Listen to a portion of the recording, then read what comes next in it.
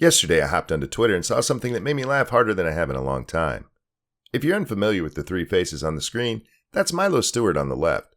The top right is Franchesca Ramsey, and the bottom left is Riley Dennis. They each gained their own bit of fame on YouTube during the 2016 era culture wars. This Twitter user thinks we owe them an apology.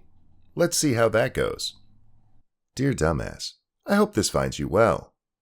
I'd like to start by simply telling you no. That you can take your demand for an apology and shove it right up your ass, but that seems a little bit confrontational. Instead, I'll try to explain. I get it.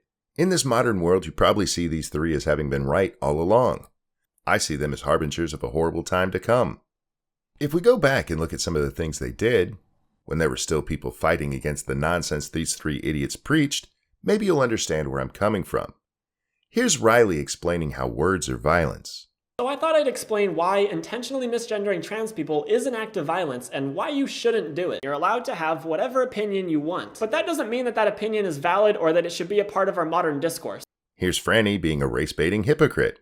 From YouTube comments to presidential candidates, it seems a lot of people think freedom of speech is under attack. And who, might I ask, is to blame? The god PC culture. If you've ever called out racism, sexism, ableism, or any other oppressivism, you've probably been accused of being too PC. Are the terms cracker, white trash, and redneck racist?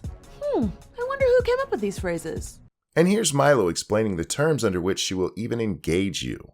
Something that annoys me is when people are very aggressive and feeling like they have the better argument, like saying they obliterated the person they were talking with. I don't want to get in a conversation with you if you're going to try to obliterate me. This isn't a war. This isn't freaking boxing. I'm not about that. In today's world, nothing they said seems all that outrageous. This kind of utter nonsense has been normalized, and that's not a good thing. Minimizing real violence to protect your feelings isn't a good thing. Excusing racism isn't a good thing.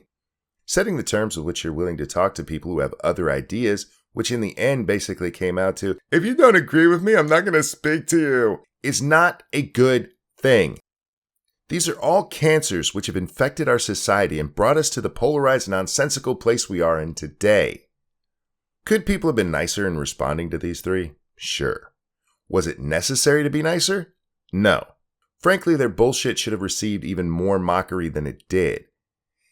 Instead, those fighting against this kind of nonsense mostly packed up and went on to other things, including becoming part of BreadlineTube. BreadTube, an openly commie group of YouTube creators proud to be Maoist, Stalinist, and Castro-loving dipshits.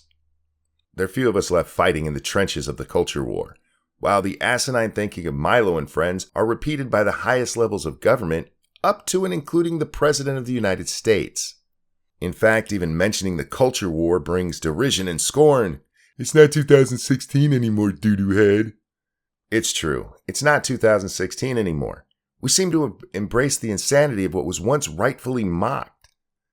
You'd have to be a fucking moron to think this is a good thing, or that these three are somehow deserving of an apology for spewing the garbage that they did and for the responses that they got. Sincerely, Monkey. P.S. I'm in the vast minority now and I'm a cripple. You should show how much you care about marginalized people and send me as much money as you can. Skip your rent if you have to. Save yourself the embarrassment of having to apologize later. DMs are open. All the best. That's going to wrap up this one. Thanks so much for watching. I'm the Ranting Monkey, and I'll see you next time. I'm so gay. Your life still makes me sad.